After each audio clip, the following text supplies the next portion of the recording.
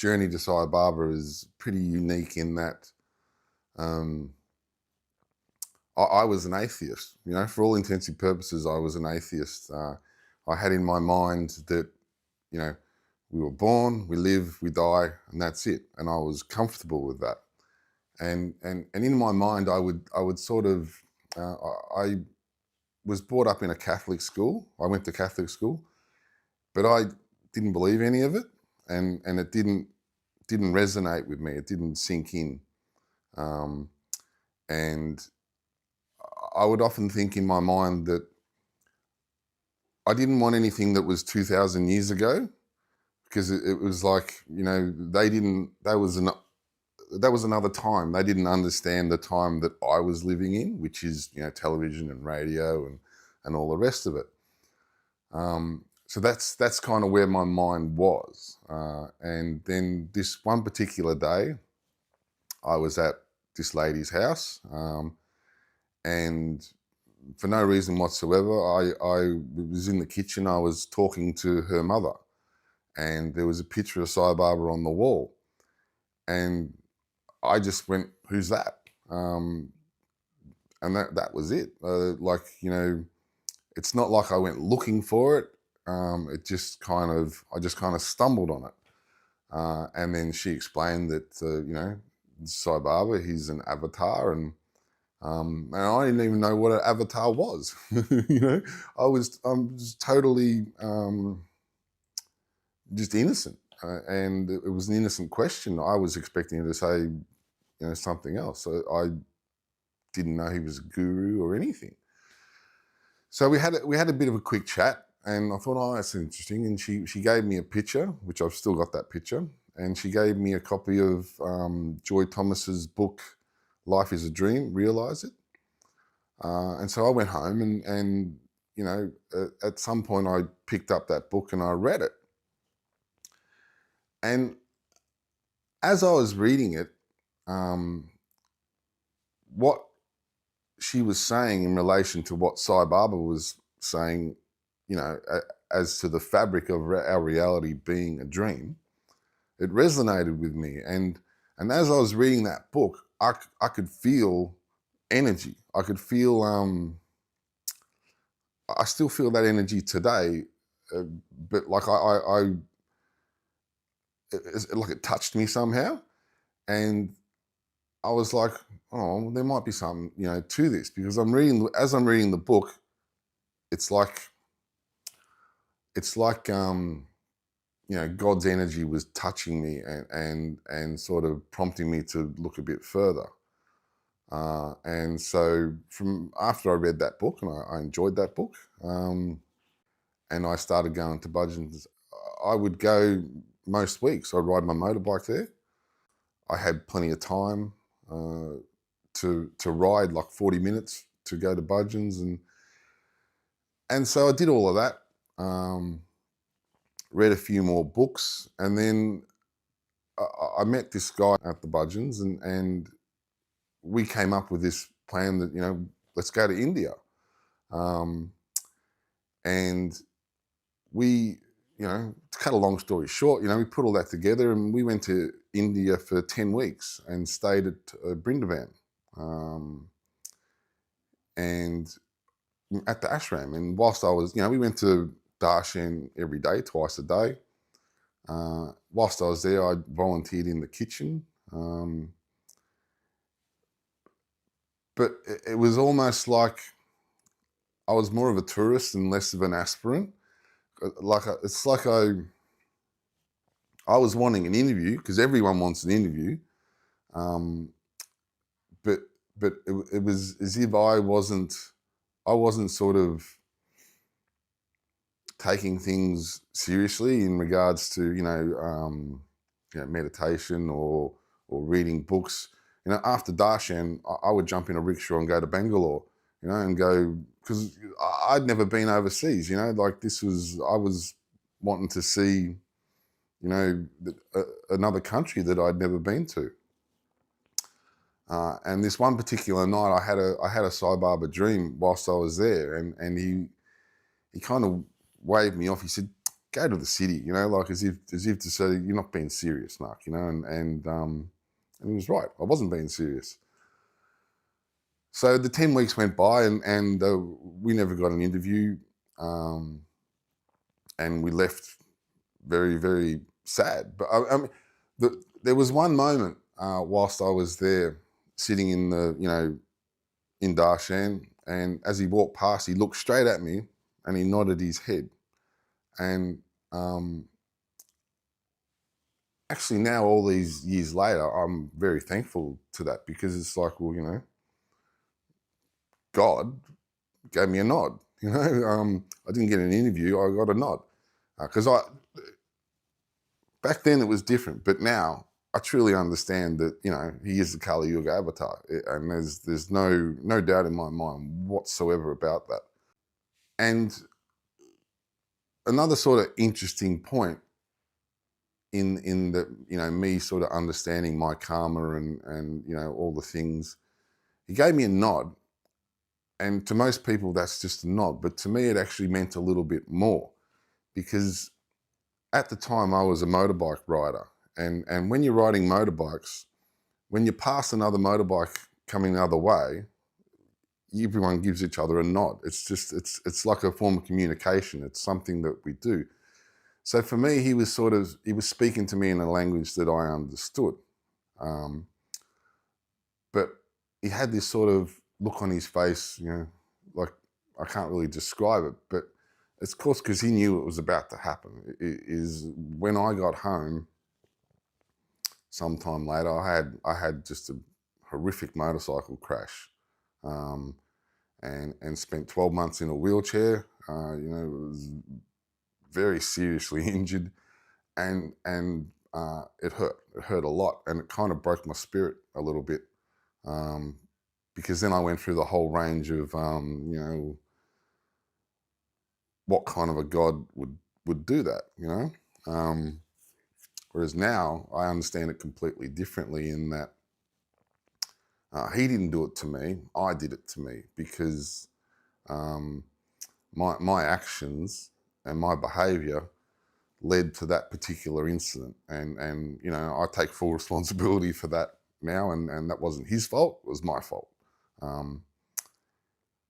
And for me, that's really good, because it taught me that to stop being bad. It taught me to stop hanging around with the wrong crowd, because I was. What's so interesting is the wrong crowd that I was hanging around ultimately led me to him in the first place. So he's used that sort of negative behaviour in a positive way, because it led me to him. But I then had to sort of give up those friends and that lifestyle. And it's not like it all just happened overnight, because it didn't. It took, I kept making a whole matter of mistakes, and it's almost as if I would sort of, at sometimes I was behaving poorly, knowing full well that he was watching me. And then something bad would happen, and I would sort of be able to put the two together and go, well, that happened because I did this. And after numerous sort of times of this happening, it finally clicked to me, stop being bad, stop all these negative things that I was doing. And then I started doing good things instead. And sort of that's when I feel like my life really got so much better. Because when you stop being bad and you start being good, bad things will still happen, because you've got this residual buildup of karma. And so what I kind of learned is, you got to be good, and when something bad happens, you just keep being good, right? And you never give up. and you keep being good, because if you do that, eventually, your karmic cup, it'll, rather than be filled with a mixture of good and bad, there's more good in there than there is bad. And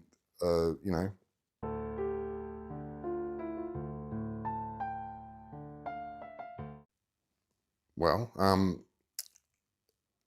it actually, it moves more to Ganesha now, because I had this awesome Ganesha experience, and I'd love to tell you about it. When I was in Brindavan, I went to one of the vendors outside, and he had just a whole bunch of pictures, Shiva and Lakshmi and all the gods. And I purchased a big picture of Ganesha fabric, and rolled it up and brought it home. And over the course of months, I built a frame for it and did the best I could. It's a bit crude, but it looks all right. And I put it on probably the most important wall of the house, where, like the power position of the house, and put Ganesha there, and he just sat there for decades, watching over our lives. You know what I mean? Like, a lot of time passed, and this one particular day,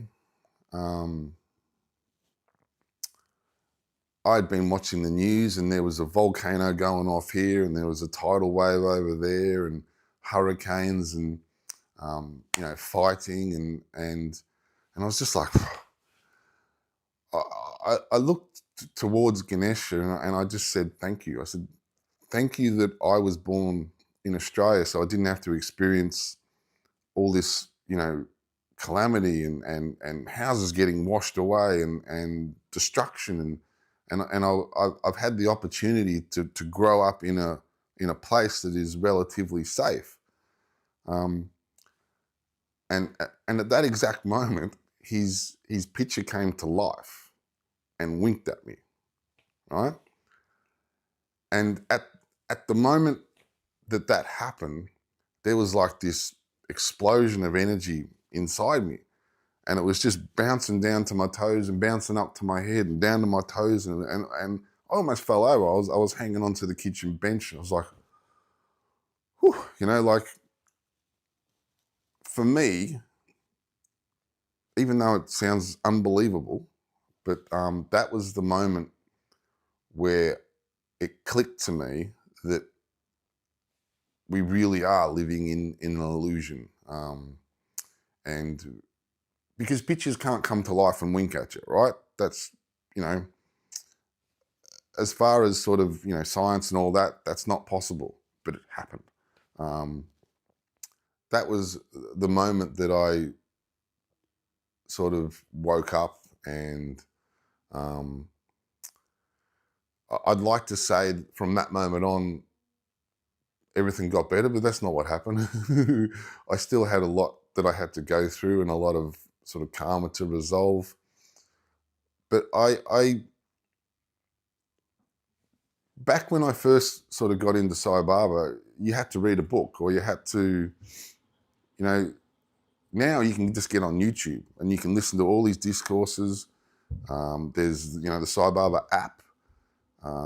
And so I stopped listening to the news and started listening to Sai Baba. And I got the app.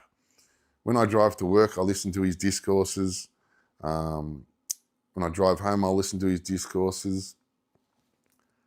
And I found that really beneficial, because it's things like, like, let's just say I was listening to discourses for several weeks. Well, over the course of that several weeks, I heard Sai Baba talk about Namasamara dozens of times. And he also would say, if you only do one thing, that's enough. And I heard that, like, that entered my brain. I understood, and was like, well, okay, well, I'll do one thing that you're saying that I should do. And I started doing Namasamara. And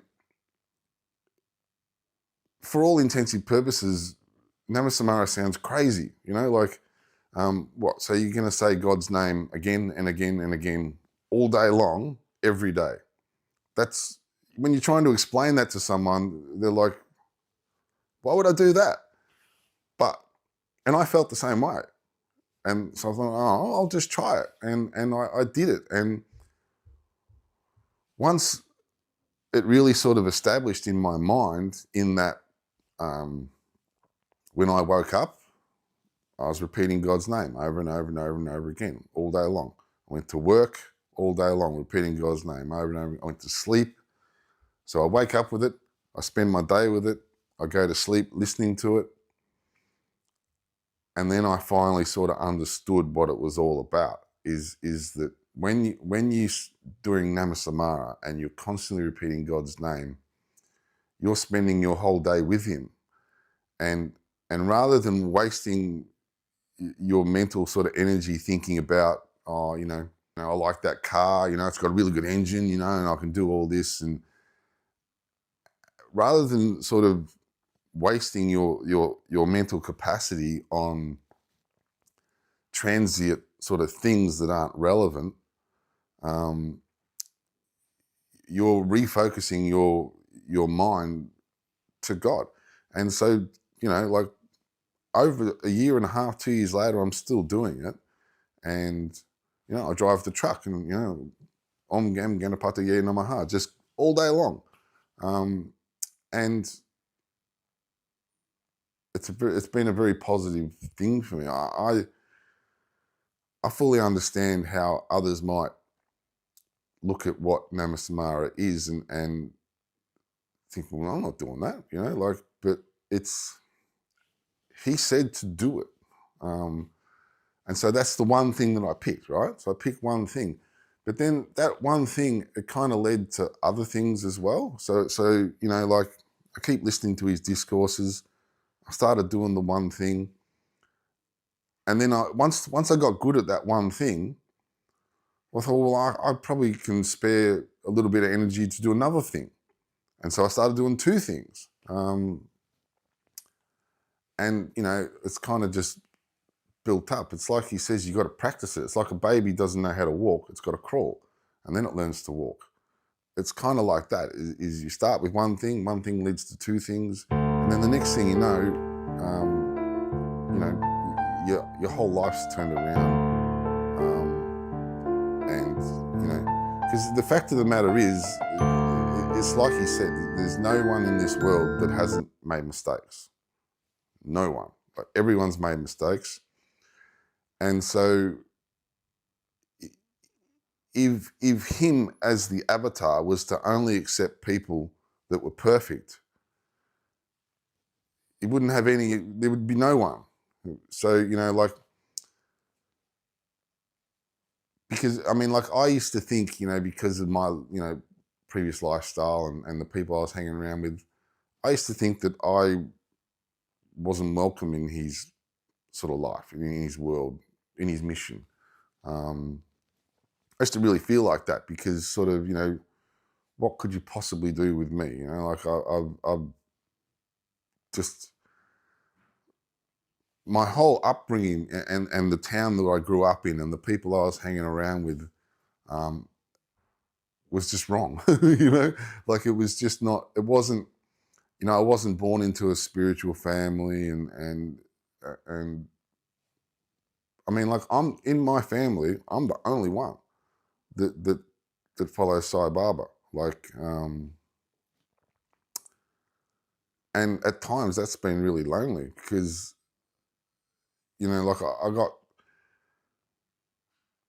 I got no one to sort of bounce things off. And if I start talking about sort of deeply spiritual matters, people get uncomfortable.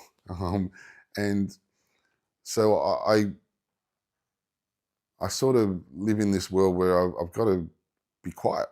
And, in some ways that's probably a good thing because he's my friend. I truly consider Sai Baba to be my closest friend. And at the start, I didn't know that. it took time for me to sort of wake up and realize that he truly is not just my friend, he's everyone's friend. And how he does that, I've no idea. How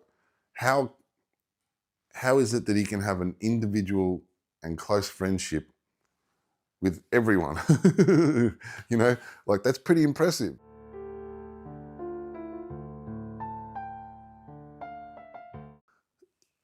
I would say principally non-violence, because here's the thing.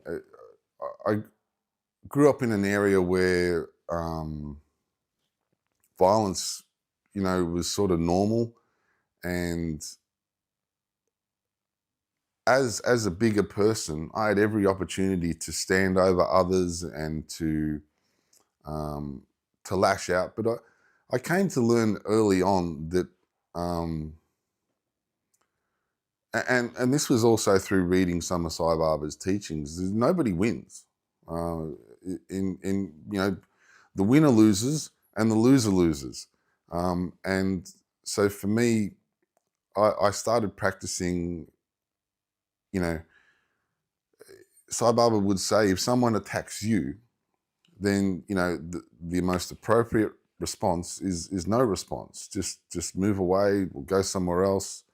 I learned that revenge is a very dangerous thing. You shouldn't seek to sort of have revenge if someone does you wrong, and I don't want the consequences of being violent. I would sooner sort of just call out for God's protection rather than to go and, because it's like he says he is within all. So if I go and punch someone, I'm punching myself ultimately. And I kind of picked up on that early on, and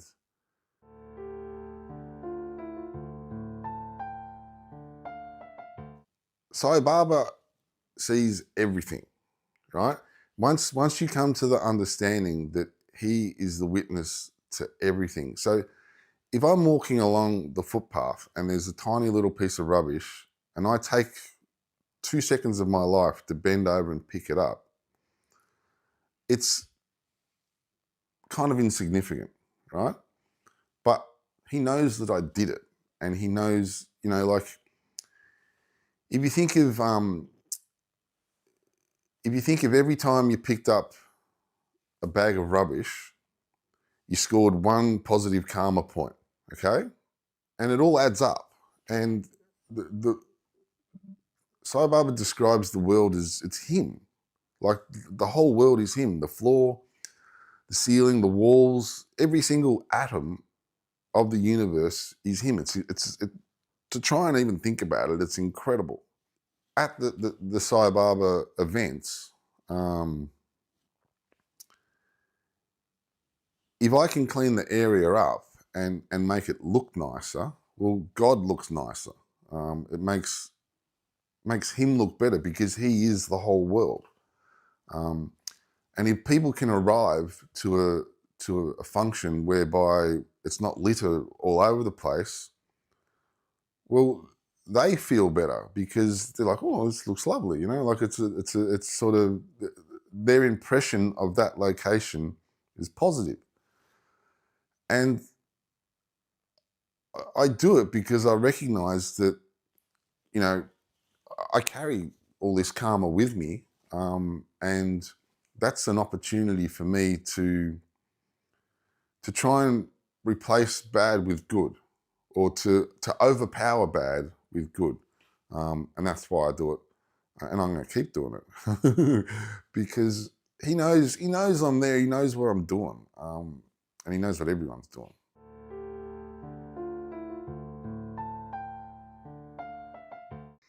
Well, I know the answer to this one, and it's food, believe it or not. What we eat determines what we think, and what we think determines what we do, and what we do determines what happens to us, right? So you've only got to ask yourself the question, well, what do I want? What is it that I want? And if you're wanting a good life, well, then you've got to go back to the foundation of a good life, which is the food. So, you know, you can't be in a situation whereby, all right, well, I'm going to do good things. I'm going to go around the world and I'm going to do good things, but I'm going to eat bad food. Or I'm going to think good, but I'm going to eat bad food. There's a consequence to the food you eat. Now, in today's world, wow, you go into any petrol station or milk bar and you're faced with just a tsunami of bad choices. Fast food and it's endless. And so for what I would say to young people is that's kind of like a battleground. You need to, if you're wanting to have a really sort of close relationship with God, who is everywhere, well, food is probably your greatest friend. You're going to be bombarded with thoughts of, get the chocolate bar or get the chips and that's all. And you can have those things. I'm not saying don't have them, but what I've kind of learnt is, say for example, in my job, my lunchbox, it used to be full of the wrong choices. Now when I go to work, there's nuts, there's a banana, there's a mandarin, and there's the occasional treat in there as well. But for the most part, it's fruit and nuts. It's food as nature provided. And I'm no master in this particular field, but I know enough to know, like, formerly everything I ate was wrong. It was a bad choice. And that was reflected in the way that I thought, that was reflected in the way that I acted, and that was reflected in what happened to me. So my poem that I wrote a long time ago actually covers this. And that's because poetry is but perfection. It's a mathematical amount. Life is but a reflection of the grace in your account. With surrender, you'll realize that God is all around, and you'll start to make deposits in the bank that you have found. Poetry, life, they're different words, but they mean the same. Your world, it's an illusion. It's your life, but it's a game. To the unlearned, these words are harsh. They may seem to be quite mean. Wake up, my sleeping family. You've been sucked in by a dream. So prayer, service, and practice is what you use to bring down the fire from our holy Lord Sai Baba, who will burn up your desire. So tell me, God, what is the cure? The consequences that we reap. He looked at me with omnipresence and said, son, it's simply what you eat. Because food, it is for thought. Thought, it is for action. Action, it is for reaction. Reaction, consequence. And round it goes where it stops. For me, the secret to life is in that poem, in that you've got to eat good food. If you're wanting to be successful in the spiritual life, if you want to be just normal everyone else, sort of wandering around, pain and joy, pain and joy, pain and joy, just keep doing what you're doing, that's fine. But you've got to fight it. Like, it's not easy. It's not easy to eat good food because the world's constantly offering you bad food. And so you've got to consciously make the right choices. And that's a little bit like, Arjuna and Krishna on the battlefield, and you've got to fight against it, and you've got to win.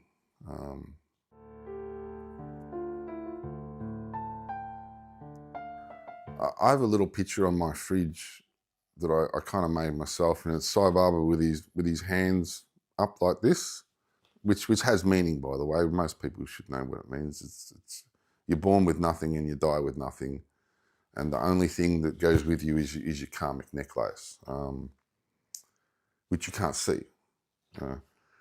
And on one of his palms, it's written, "Is it bad?" And on the other one, it's written, "Is it good?" So for me, as you go through life every day, when situations present themselves, stop. Just stop for a couple of seconds and ask yourself, is this good or is it bad? And if it's bad, then, you should sort of be able to consciously make the decision not to go along that route. Because the world, you get tested. Like, I get tested. He tests me all the time. And sometimes I fail and sometimes I don't. He is the whole world, and he can use the world to kind of talk to you and to give you a little sort of, this is one example, right? My son plays ice hockey and he's just very good at it. And he's worked his way from sort of the beginning up to sort of the top of the game, and he is praised in what's called Premier A League. So when we go to ice hockey to watch him, on the scoreboard, there's not enough room to write Premier A. So they just write Prem A. Prema. And I'm just like, man, that's, he's so, like, Sai Baba to me, he's a poet, he's an artist, and he's a comedian as well. Because, it's okay to smile and laugh and to have fun. And little things like that just pop up all the time. So yeah, he's my friend. And I truly believe that we will get to experience Prema Sai Baba on the earth during our lifetimes. Each morning I get up before I go to work and I pray and I have a little routine. And I've been reading the Bhagavad Gita. Read the Ramayana, which I really enjoyed the Ramayana. But Sai Baba, the story of Sathya Sai Baba is there was this one particular day where he announced to his mum that he wasn't hers anymore and that his devotees were calling him. And I heard that. And so when I get up in the morning and I pray, I call to Prema. Because I wanted it to happen. I want him to come. I want to be a part of that. I feel like that when Sathya Sai Baba was embodied, he's here now, by the way, just so you know, he's here now. But when he was embodied and I was in India at Brindavan, I wasn't ready.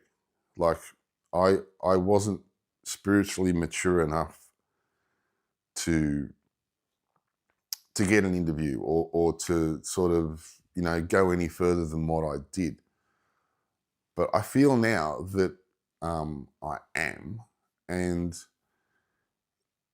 in the situation of Prema Sai Baba being here, I want to be a part of that.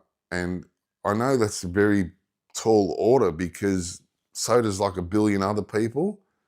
And I feel like if I want to experience Prema Sai Baba and be close to him, then I should be preparing right now. I should be demonstrating to him that I'm worthy of some level of attention that I missed out on with Sathya through my own ignorance. So, I'd like to finish with my favourite prayer, which I say every day. And hopefully I can get through it without sort of getting emotional, because it really means a lot to me.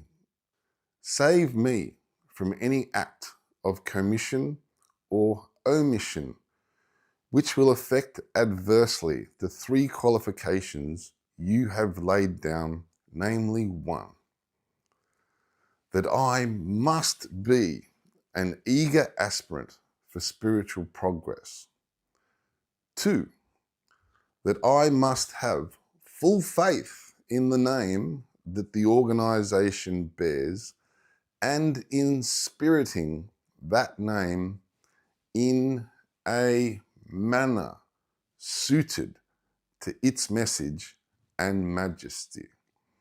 3, that I must have one qualification as a good person.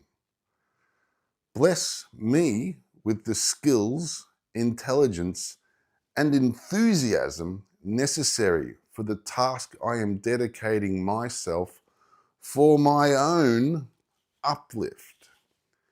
Guide me along the correct path.